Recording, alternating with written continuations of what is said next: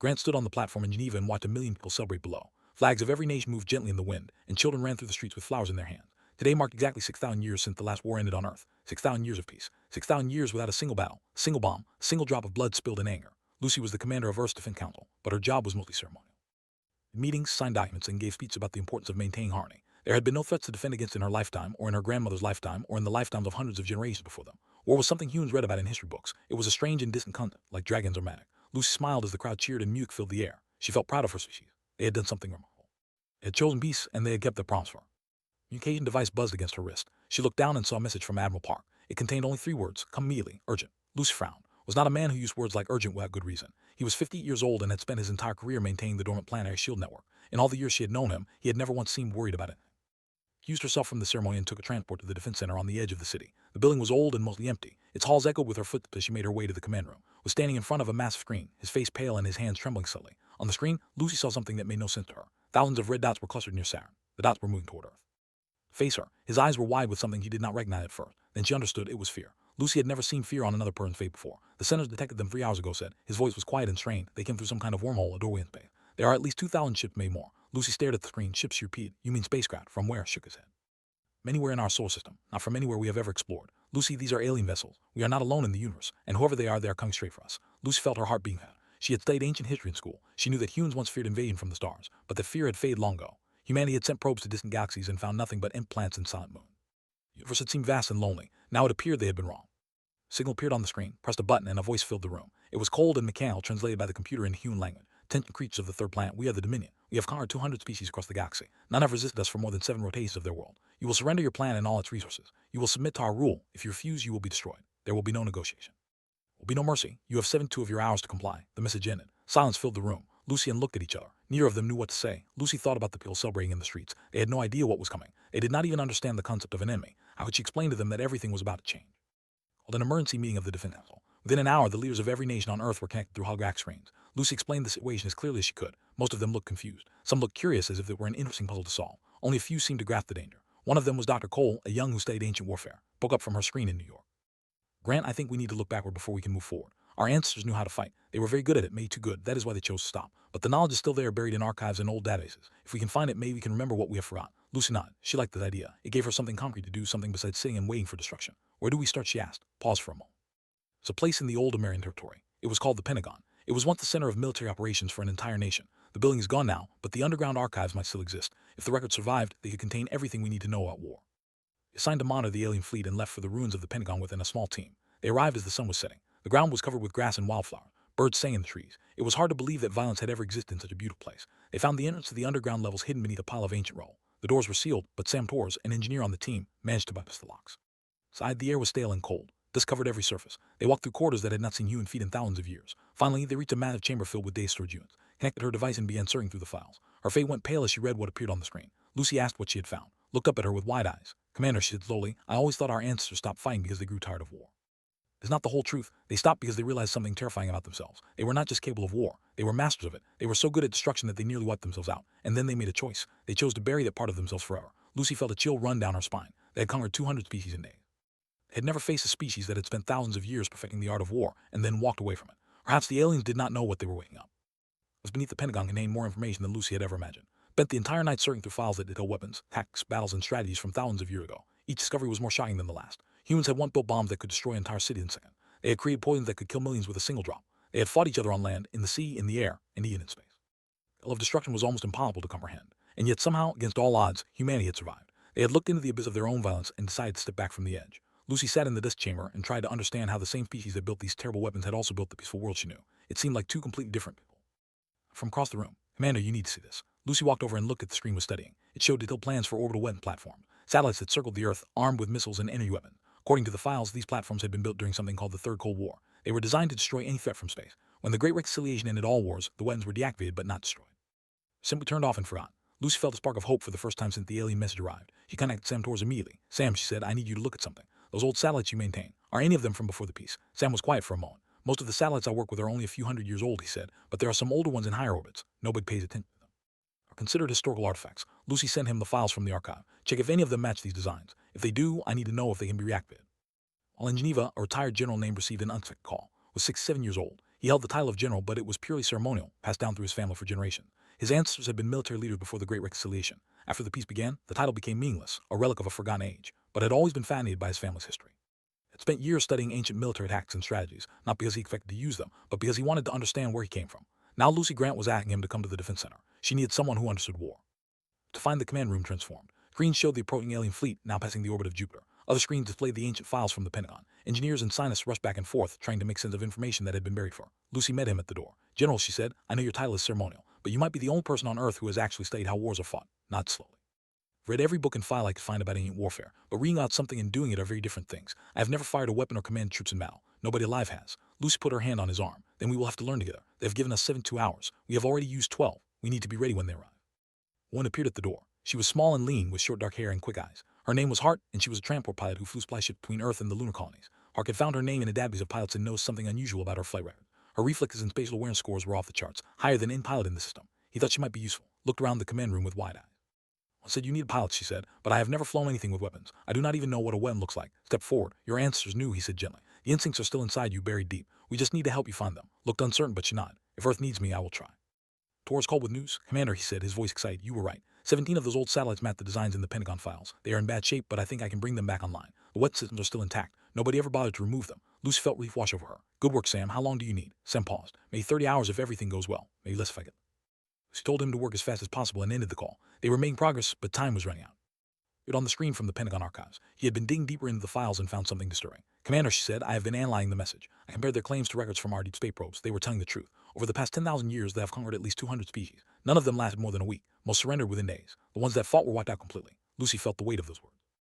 The species all defeated in days. What chance did humanity have? But then continued. Here's the strange part. None of those species had any real experience with war. They were peaceful civilizations like us. Some had never even developed weapons. They have never faced a species that actually knew how to fight. Lucy understood what was saying. They were bullies. They picked on the weak because they had never encountered the strong.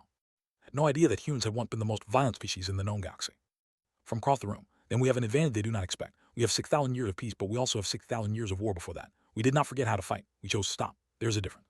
Lucy looked at the old general and saw something new in his eyes. It was determination. The same determination that his ancestors must have felt when they faced improbable odds. She looked at who was studying combat flight simulation with intense focus. Look at the screen showing Sam progress with the satellite weapons. They were not ready yet. They might never be truly ready, but they were not going to surrender. The thought they were attacking a helpless world of peaceful fools. They were about to discover just how wrong they were. Lucy straightened her shoulders and began giving orders. Humanity was about to remember what it meant to fight. Stood on the bridge of his flagship and watched the blue planet grow larger on the screen. He had conquered 37 worlds in his career, and they all looked the same to him now. Pretty balls floating in the darkness, filled with soft creatures who had forgotten how to resist. The humans would be no different. His scouts had observed them for months before the invasion. They spent their days in celebration and leisure. They had no weapons, no warriors, no will to fight. Be his easiest victory yet. His second in command, a veteran named, stood beside him. The humans have not responded to our demands, said. They seem confused by the concept of surrender. Let out a low, rumbling laugh. Of course they are confused. They have had peace for so long that they do not remember what war means. They will learn soon enough. Give the order for the first wave. 200 fires should be sufficient. Lieutenant Danny sat in a small room filled with communication equipment. He was 31 years old and had spent his career monitoring space traffic and coordinating ship movements. Now he had a new job. Lucy Grant had asked him to intercept and decode alien transmissions. Danny had worked through the night, learning the patterns of communication. Most of it was military chatter, coordinates, and formations, but some of it was personal. Aliens talked among themselves, sharing opinions about the upcoming conquest. Danny translated their words and felt anger rising in his chest. They think we are pathetic, he reported to Lucy. They are laughing at us. One of them said conquering Earth will be so easy that it is almost boring. They see us as children playing in a garden, waiting to be harvested. Lucy's jaw tightened. Then we will have to change their mind.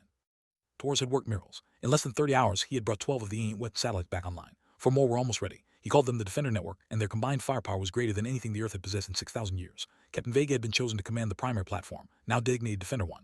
Was 45 years old, a veteran of countless peaceful missions.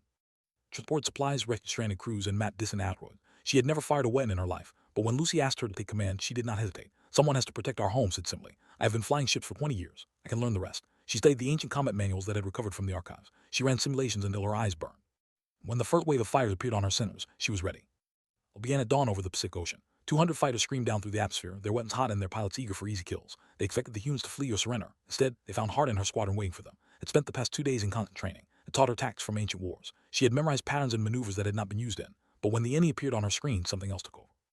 Deeper than training, her hands moved without thinking. Her mind processed information faster than she thought possible. She felt a strained calm settle over her as if she had done that 1,000 times before. Maybe in some way she had. Her ancestors had fought in countless wars. Their experiences were written in her blood, in her bones, in every cell of her body. 6,000 years of peace had not erased that legacy. It had only buried it. Now it was rising to the surface. Into the enemy formation and open fire. Her shots were precise and deadly. Any fighters exploded around her as she twisted and spun through the chaos. The other pilots in her squadron followed her lead, their own buried instincts awakening. The pilots were skilled, but they were not prepared for this. They had never faced prey that fought back. Commander watched the battle from his flagship with growing disbelief. His fighters were dying, not just a few, but dozens of them. Creatures were killing his warriors with a ferocity he had never seen. "This is impossible," muttered beside him. "These are the same beings who celebrate peace festivals. How can they fight like this?" Did not answer. His eyes were fixed on the screen, watching a single human pilot tear through his formation like a blade through silk. He felt something he had not experienced in decades: uncertainty. Battle Vega activated Defender 1. The ancient satellite hummed with power as its weapon system came fully online, targeted the largest cluster of enemy fighters and gave the order. A beam of pure energy lanced down from orbit, cutting through the formation. Ship vaporized instantly. The survivors scattered in panic. Allowed herself a small smile. The old technology still worked. Dane broadcast a message to the fleet on all frequencies. His voice was calm and steady. "Tension forces. Made a mistake? You thought we were weak because we chose peace. But we did not choose peace because we were weak. We chose peace because we knew what we were capable of. You are about to find out." On the flagship, heard the message and felt a chill run through him. He ordered more fighters into the battle, then more still. But the results did not change. The humans adapted to every tactic, countered every move. They fought with a creativity and determination that everything he knew outconquered. Grant watched the battle from the command center in Geneva. The reports were better than she had dared to hope. Human losses were minimal, losses were catastrophic, but she knew that was only the beginning. The aliens had thousands more ships. This first wave was just a test. The real battle was still to come. She contacted on Defender 1. "Captain Vega, excellent work. How's your crew holding up?" Face appeared on the screen, tired but determined. "We are fine, Commander. Satellites are performing beyond expectation. Sam Torres is a genius. Lucy nodded. "Tell your people I am proud of them, then get ready. We'll send everything they have next time." Smiled grimly. "Let them come. We will be waiting." Lucy ended the call and turned to. The old general was studying the battle data with intense concentration. "Well, General," she said, "what do you think?" Looked up at her. His eyes were shining with something that might have been pride. "I think they just learned the most important lesson in warfare. Never wake a sleeping giant." Stood in silence as his advisors argued around him. The first wave had been a disaster. 167 fighters destroyed, nearly 1,000 warriors dead, against a species that had not fought a war in 6,000 years. The numbers made no sense, was demanding an immediate full assault. "We have 2,000 ships," he growled. "They cannot have more than a few dozen of those orbital weapons. We will overwhelm them with sheer number." Other advisors disagreed.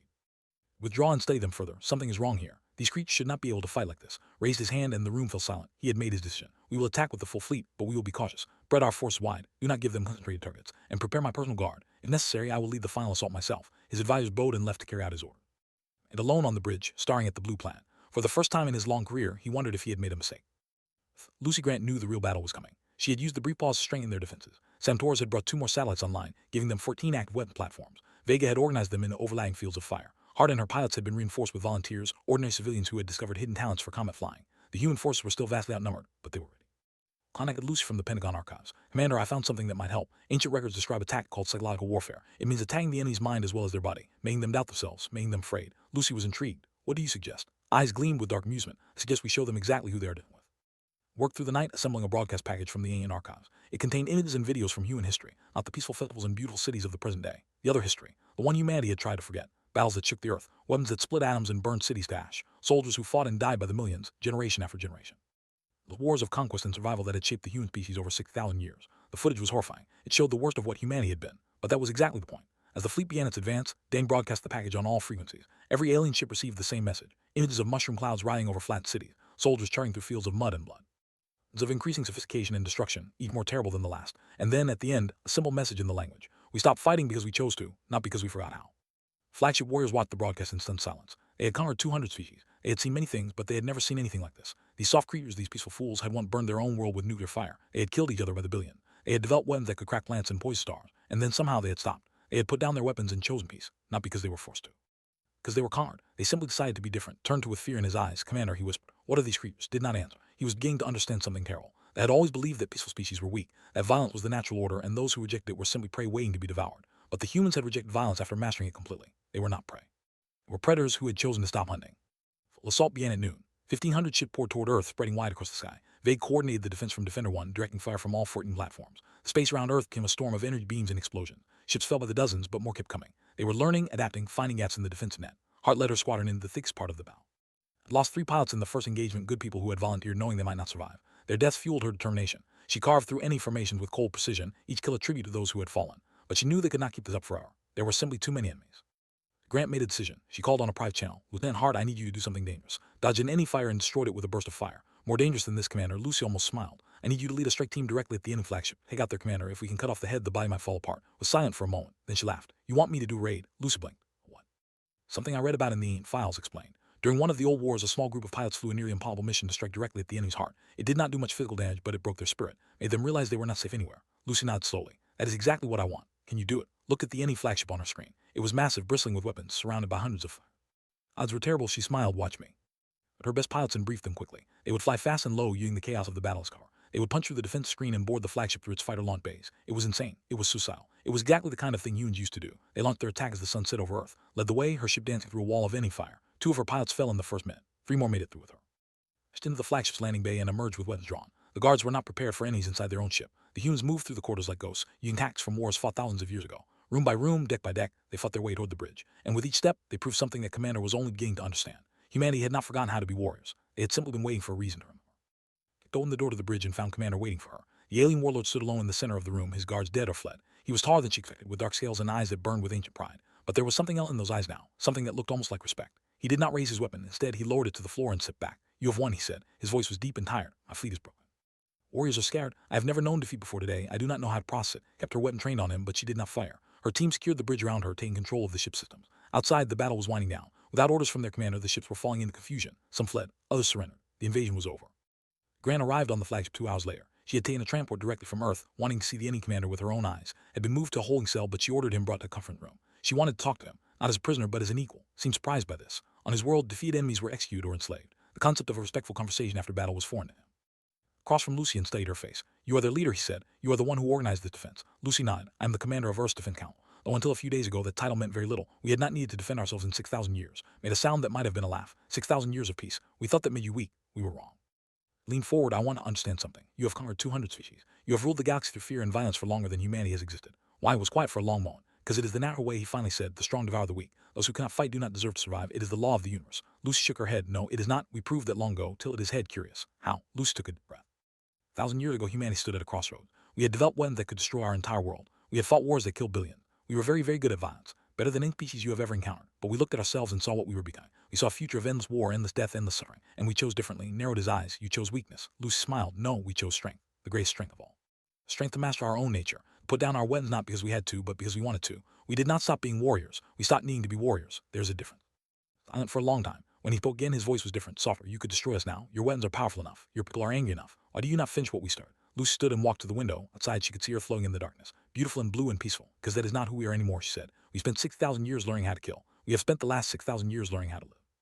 Not going to throw that away, not even for revenge." He turned back to face him. "I am going to give you a choice. The same choice humanity made long ago. You can leave. Take your remaining ships and go back to your territory. Never return to the part of the galaxy. And maybe if you are brave enough, you can start learning what we learned. That there is more to exist than conquest and domination." Stared at her. "And if we refuse?" Lucy's eyes went cold for just a moment.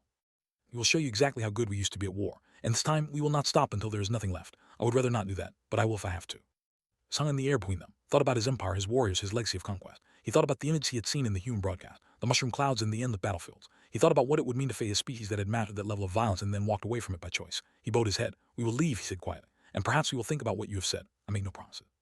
I've been conquerors for 10,000 years. Change does not come easily." Lucy nodded. "I know, but it does come if you want it badly enough." She offered him her hand. He hesitated, then took it. His grip was strong but not threatening. It was the grip of someone who had just learned something important about the universe.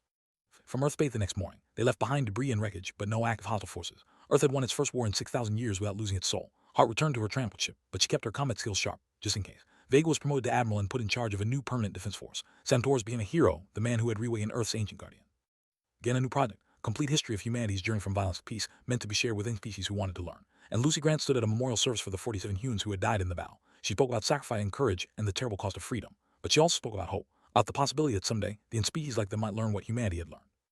Lucy stood alone on a balcony overlooking Geneva. The stars were bright and cold over her. Somewhere out there they were heading home, carrying stories of the strange species that had defeated them. Stories of creatures who could fight like demons but chose to live like saints. She thought about the future. There would be other threats, other challenges. Humanity's long peace might be over, or it might just be changing into something new. Either way, she knew one thing for certain.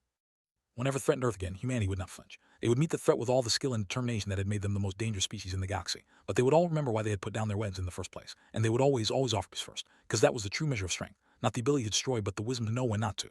Lucy smiled and went inside. Tomorrow there would be work to do. Tonight she was proud of her people. They had faced the darkness and emerged with their light intact. And that was something worth celebrating.